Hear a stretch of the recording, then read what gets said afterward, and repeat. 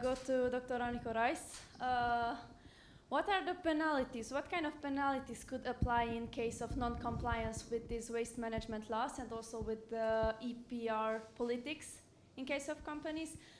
So this would be my first question. Second, if there are any kind of practices in Hungarian context for this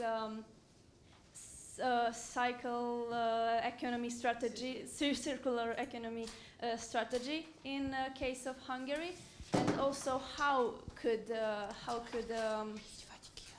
companies be encouraged to change their linear structure in this matter? And yes, I think these two questions. Thank you. Thank you. Thank you very much for the question. Concerning the first one, I guess you meant Hungary, so not EPR in general, but Hungary. So the EPR system, a kind of an EPR system existed beforehand, and this product fee system. And when you know the Hungarian legal system and the Hungarian legal mind, only saying that the operator of this system was the National Tax Office, then it says everything that it was very strict. So they are one of the most stringent authorities of Hungary. So in the second case, so when we introduced the EPR, it became part of the concession system. So obviously it could not have the same sanctions as previously because the concessionaire is not an authority, obviously. So therefore, when you look at the rules in the government decree, which circumscribe this whole situation, then you see that the major position goes to the authority, to the waste authority, and yeah, there is to the businesses. How shall I put it politely? There is a motivator to include themselves in this system, because otherwise even their activities can be stopped, so they can disappear from the Hungarian market, which is kind of a very strict rule, we know, but we have to motivate the businesses to cooperate. This is a new system. You have to know that, as I mentioned beforehand, laws and decrees are not only about writing something on the paper. You have to make it happen. And this is, EPR is especially a system where you need cooperation. So it was introduced last year, so we're still in the first phase. That's why I would say this is just the first parts of this EPR system. The sanction set is there, so it's in there, the legal framework is already there. But obviously you have to convince the businesses to cooperate. You have to convince not only businesses, even actual single actors of the market to know that it is their task, to know that they have to do that. For instance, when you come to packaging, there was a change of mindset because the EU regulation requires something completely different that was done beforehand in Hungary. Previously in Hungary, the producer of the packaging material was obliged to pay the product fee. According to the EU now, it's not the producer of the packaging, it's the one who makes the packages, who puts something in the package. So obviously, not only in Hungary, but in all across the European Union, you have to wait a little bit for these changes to effectuate themselves. But we're moving on, obviously. This is a major part of the concession system. That's how it was actually created a few years ago. So when it comes to the first question, I think I answered it. You had tell me if not. And the second one, the circularity strategy, you have to know that there's one on the way, which actually, I don't know if you've seen, but last year the OECD published a report on Hungary. So we built on that. And according to this OECD report, there are three major things we have to focus on, and obviously plastics, bio waste, and the construction sector. So you may put many others next to it because it's a cross-sectoral cooperation that we need here. But when you look at how much waste I can only talk about Hungary. Hungary, nearly half of the waste produced is construction waste, when you count it in tons. That's of course outside of the concession. We have to do something with that. We have to try to actually initiate cooperation between the actors of this sector to use each other's materials, if possible, obviously. So strategy is once there. Of course, we have the Climate and Natural Protection Action Plan from 2020, so we have other documents in line, but actually for the circularity, there is one on the way, and of course we use the OECD's report in that regard as a background report. Thank you. So, my question goes to Professor Offak. Thank you very much for the thought-provoking contribution.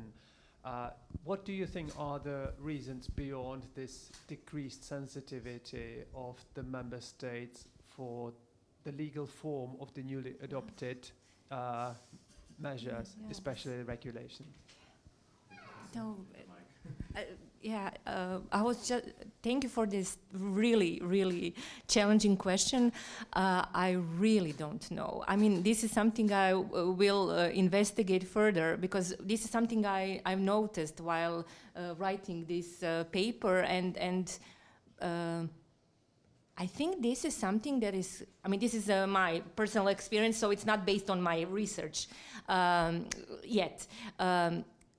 This is something maybe which will be my hypothesis. That is, this is something that is coming from the European Commission, who is who has the power to propose new legislation. I think it's for them maybe easier to make regulations, because then they can also have more power in making how do you call it, secondary legislation in sub legislation in EU law, and not the member states, because then the more regulative power is on the EU institutions, and it seems like national parliaments did not see this yet as a major problem, and also maybe from the producer side. It's more for them. It's more easier when they have a regulation. Because when you have a regulation on an EU level, then it's applicable in all states the same. If you have a directive, then it's different, because each member state can make its own way of implementing directives. So the rules can change from one country to another country when a directive is used. But when a regulation on EU level is used, then it's the same in all EU countries. So I think it's easier for the market actors if regulation is used. So maybe this is a way to make it more easier for them than respect the power of the member states to implement. So that would be my first thought. Completely agree. So yes, of course, it's easier for the Commission to handle, and it's much more difficult for the member states. I just mentioned packaging, the same issue. For those who, I mean, the Hungarian system is very close to the one that is in the new regulation, but for those countries who are not close, let's put it that way, are not close to that type, it's going to be much more difficult to do that. So, but I think this was a correct framework what you said. Please. I'm very interested what happens to the money which is paid by the consumer in the case if the bottle is not returned to the machine, because I don't know what could happen, because I thought if it would go directly to the stock company Returo, then that stock company would be incentivized to to receive back the least amount of possible packaging bottles. Thank you. The money remains in the system in Returo. So you don't lose that money, only the consumer or the end user loses the money, but the money remains to Returo, and Returo is paying further. Because if you will read my study, page 173, if I'm correct, if I'm not mistaken, from what I saw, you will see that there are different fees, administration fees and management fees. So that means Returo will have to pay to the traders, to pay to the transportation services. So this is why I underlined during my presentation that the guarantees that are not returned, they remain to Returo, and they use it. But isn't that an incentive for people not to change back not to give back their bottles? Come on. Because the more profit the company makes. No. Exactly. One condition for this company, for this special company that was created, Returo, is that they act like a foundation. They don't have to have profit. They have to invest it in the activity. So this is very important. So they can't withdraw money from this special stock company. No, you cannot take money out. But for example, they open centers. At the beginning in November 2023, we had only one collection center in the country, and now I think there are 7 already. So they invest in infrastructure in order to make it working. Yes. Okay, thank you very much. Thank you. So first of all, I would like to congratulate you on your presentation. I think it was a really good one, and it outlined how really good this new solution adopted in Romania regarding the deposit return system works. As also the numbers show, it really works in a spectacularly good way in Romania.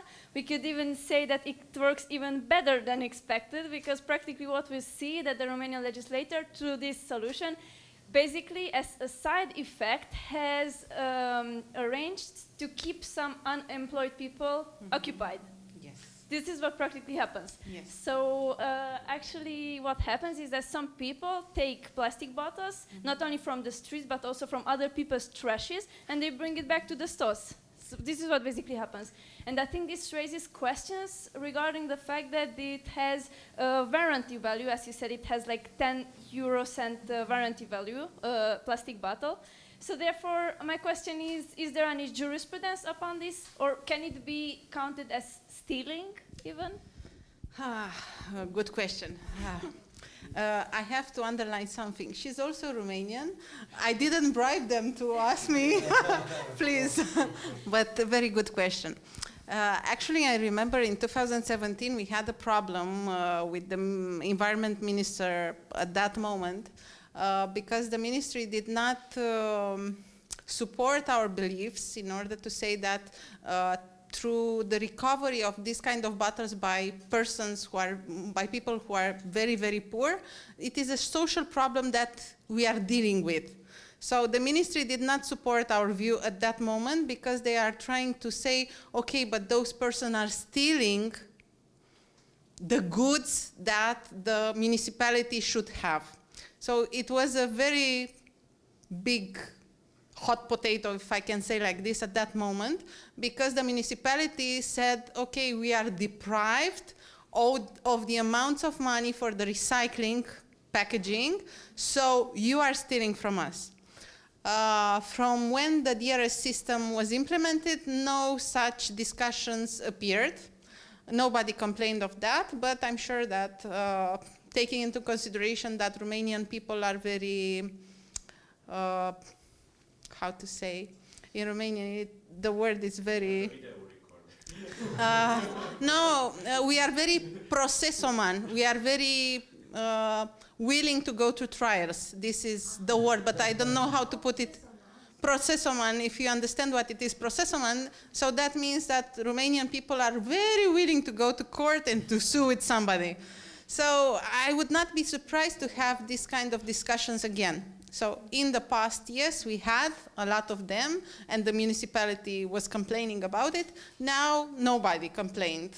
Everybody is happy. We still don't have pickpockets anymore as we used to have. So for now, it's okay. Hey. Okay. It's not that common. You know? Don't take my bottle, my kids' money, please.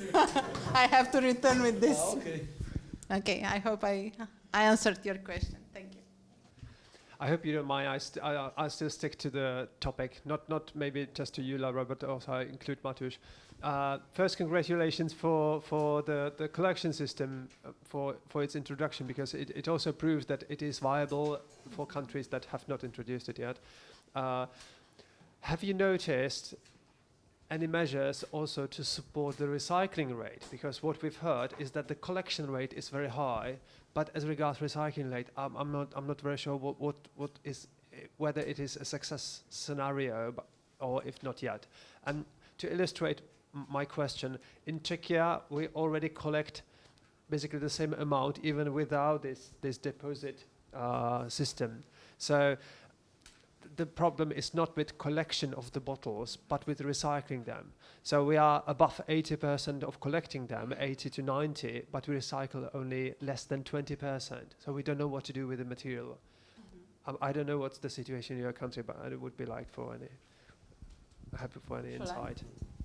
Okay, positive discrimination. I would not be able to give you figures, but from 2017 until 2019, 2020, I worked for recycling industry, a green group. I don't know if it raises any bells. A green group in Romania, it was with Taiwanese investment. This is why I know so much about Taiwanese people. They had green glass for glass, they had green fiber and green fiber for PET, and green WE for electrical devices. And from what I know from them now, for the PET and for the glass, the figures are better.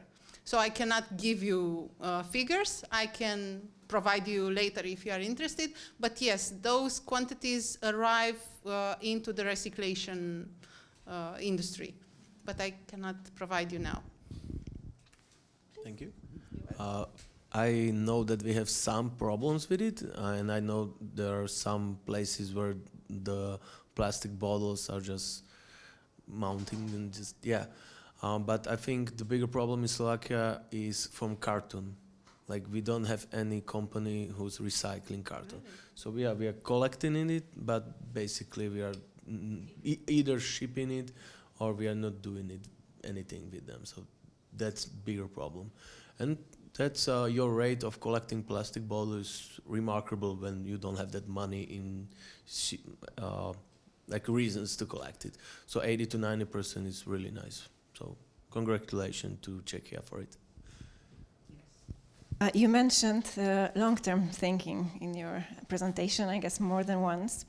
And I've been wondering, I consider ourselves here in Central Europe as more and more consumption-oriented societies. And do you think that in our consumer societies we are still able to shift from linear thinking to circular thinking? Are we able to somehow accommodate the idea of the circular economy and the need to protect interests of future generations, and how to motivate ourselves to do that? You have the tough question. So I don't have answers. Really don't. I see everywhere huge gap between what people want in for political. So we want green, we want for every environmental policies. Yeah, but these people on the other side, as consumers, got the shop and buy everything. But see, so I really don't know what the solution. The long-term thinking is it's one of them maybe, but what we're speaking about long-term thinking, and we have consumers alone. So we don't, when we have not enough money, we have a loan for consumers too. So really don't know. As far as I know, in some traditional communities, indigenous communities, while making decisions, there was a principle to consider the interest of the 7th generation ahead. Well, I'm not sure if that would be something feasible in our societies, but let's hope for the best.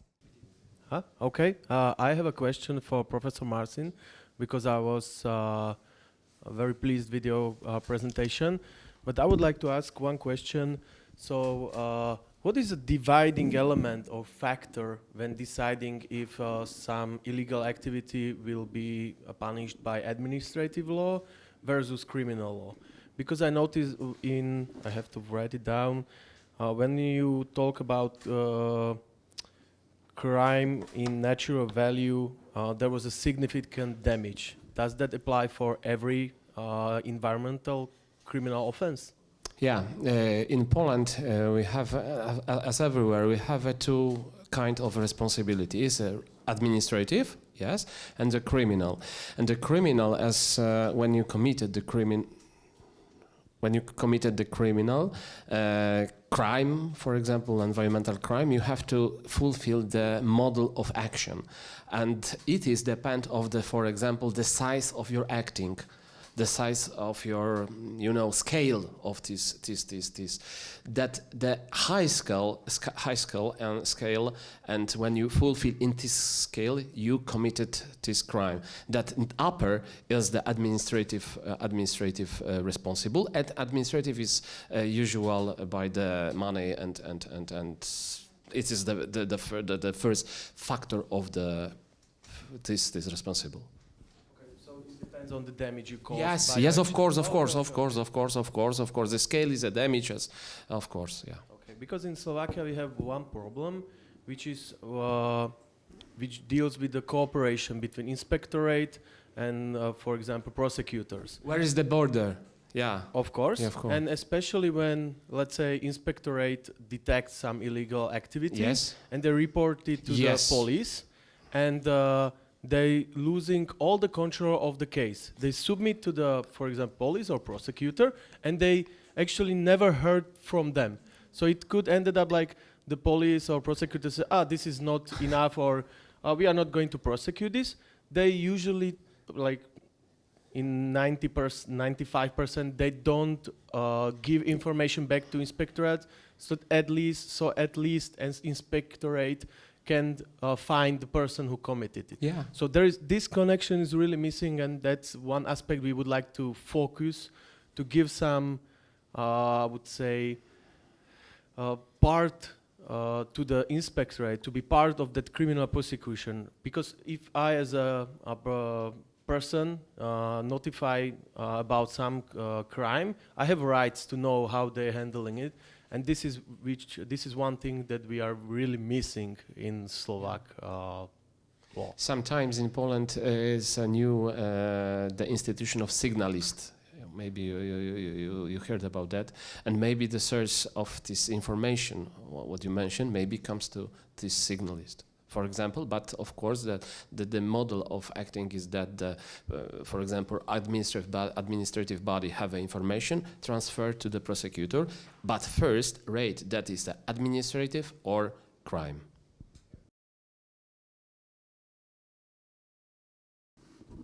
Other questions and comments?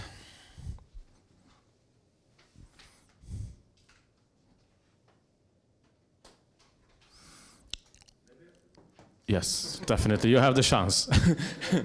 I would like to raise one other question, or just add to the discussion that in Slovakia, for example, in case of air protection and actually in waste management, if there are two types of administrative bodies that are that could penalize or give fine to violators of the law, and actually we were talking with the members of Slovak Environmental Inspectorate, and they said they noticed that the perpetrator already knows who or which administrative body will be giving the lower fine. So for example, when the Slovak Environmental Inspectorate found out that this company broke the law, the company rushed to the district office because they know they will have lower fine, like maybe even 10 times lower, so they can come there. Oh, sorry, we commit this, and there is a message or examination of the control. So we would like you to give us the fine, which is also going around the law, I think. So I don't know if that's the problem in your countries. You're right. I'm not a fan that I see penalty law everywhere. You know, that this is a very sensitive area of law, and it is ultima ratio regulation is our systems in everywhere. And so, in my opinion, the first should be the administrative acting. First, I think this is a problem of sharing information, because it's not up to the perpetrator to choose the authority that should impose a fine. The second point, even if the first authority imposes a fine, it does not restrict or completely preclude the second authority to impose a fine. However, yes, according to the case law of the European Court of Human Rights and so on and so on. But the first thing, it has to know that there has been a previous proceeding. So it can only add up something that would reflect the second offense, not to be in conflict with the ne bis in idem principle. But that's a problem also in my country, because we have not only two, but many times there are multiple authorities, even 3 or 4, that could actually deal with the case. The worst scenario is that there's only one. If you have 2, then you're lucky. But sometimes there is none, or there is the first come, first served. So it's usually, the problem is that the case is only dealt in the narrow scope. And that means the perpetrator will basically run away from other illegal activities. Meanwhile, if you treat it in all areas, then if there is a repeated activity, then you can also raise those sanctions, which does not really happen.